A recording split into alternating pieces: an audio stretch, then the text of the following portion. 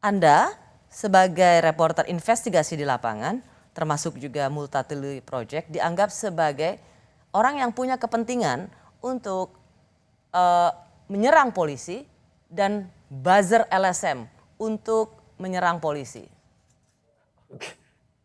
Saya tidak tahu. Saya tidak tahu bagaimana bicara tentang saya menyerang polisi. Waktu pertama kali saya ke kantor polisi ke Luhut Timur, mereka terbuka. Saya wawancara dia, saya ketemu dia, saya bicara di ruangannya. Saya pribadi tidak menulis inisial. Teman-teman di Multatuli, editor tidak menulis inisial. Itu bagian kami menghargai proses hukum ini. Seandainya dia tersangka, saya pasti akan mengejar dia. Tapi ini terduga. Nah, saya tidak menulis teman-teman Multatuli, kami sepakat tidak menulis inisial pun kami tidak tulis. Artinya, kami menghargai kepolisian, kami menghargai status hukum dia. Kemudian dikatakan saya punya tendensi ke polisi, aduh, mana? Saya bingung mau menjawab itu, Mbak. Ada yang mengusik juga, banyak pertanyaan masuk untuk menanyakan pada Anda sebagai seorang yang ada di lapangan. Mengapa Anda tidak mewawancarai sang ayah yang terduga sebagai pelaku? Ini pertanyaan yang banyak teman-teman juga ajukan ke saya. Menurut teman-teman saya tidak cover buat saya. Proses verifikasi disiplin metode jurnalistik saya tidak cover buat saya. Yang pasti di tulisan Multatuli kami menulis tentang kenapa ini dihentikan. Prosedural ini kenapa dihentikan. Saya bicara ke teman-teman, saya menemui P2 TP2 AMA Luhut Timur, dan kami menulis cerita yang saya menulis reportase, saya memberikan data ke teman-teman Multatuli juga. Kenapa ini dihentikan? Sementara psikolog anak yang ada di Makassar bilang itu proses yang salah ketika anak datang sebagai orang yang cari dukungan, kemudian dipertemukan dengan terduga pelaku atau apapun. Nah, itu kan akhirnya remah-remah ini, kepingan ini yang saya usahakan untuk melihat kepingan itu. Kenapa proses ini dihentikan? Ya. Bukan kenapa ada pelaku, ada terduga pelaku, ada terduga yang memperkosa anaknya atau mencabuli anaknya. Bukan itu. Kenapa proses ini berhenti? Itulah yang saya kejar. Itulah yang saya tulis. Dalam tulisan yang ditulis oleh Eko Rusdianto yang sedang saya wawancarai saat ini, Anda memulai dengan kalimat seperti ini, kutipannya. Jika kamu menulisnya, katanya, apa yang akan berubah? Kami mengandalkan polisi, kami melaporkannya. Lalu apa? Pelaku masih bebas. Lydia melaporkan pemerkosaan yang dialami ketiga anaknya. Semuanya masih di bawah 10 tahun.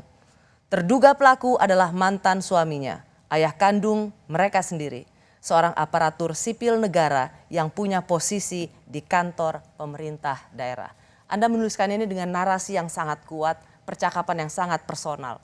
Apakah dalam liputan jurnalistik Anda, korban memang memiliki trust yang sungguh besar pada Anda, sehingga Anda menjadi wartawan yang menjadi tempat untuk menumpahkan seluruh kesaksiannya?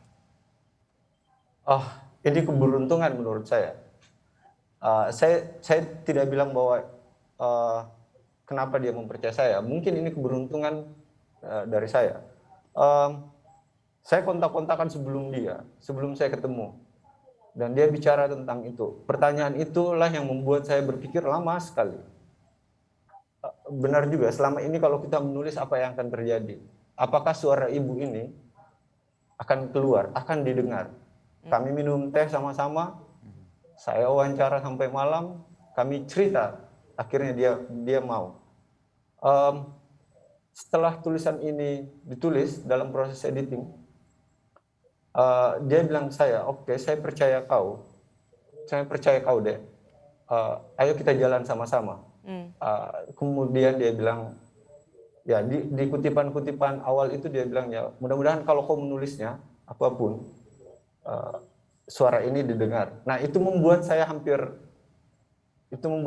saya stuck menulis sampai 2 atau 3 hari. Nah, mungkin doa ibu ini yang berhasil, mungkin doa ibu Lydia yang berhasil, dan orang mendengar suaranya. Saya hanya sebagai wartawan yang menyampaikan suara orang-orang yang dipinggirkan, suara orang-orang yang tidak mau didengar. Karena stigma dia di Luhut Timur dianggap dia yang gila. Yuk mari kita lihat apakah benar orang ini bermasalah, apakah orang ini gila. Yuk kita dengar suaranya. Kenapa kita tidak mau mendengar? Nah, ini tugas saya. Apa dampak liputan ini padamu, Bung Eko?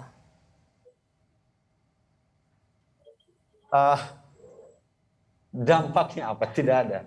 Dampaknya saya sangat bahagia, saya sangat senang karena suara Ibu Lydia didengar. Itu saja. Apakah doxing pada data Anda hack di website Multatuli Project itu Anda anggap sebagai bagian dari resiko atau dampak dari laporan investigasi ini? Saya juga heran kenapa orang-orang menghack website Multatuli. Zaman sekarang ternyata kita masih mengalami itu. Jika dulu pemberedelan, sekarang adalah serangan digital itu. Saya merasa bahwa ini bagian dari tantangan jurnalisme sekarang di era digital. Itu saja. Ya.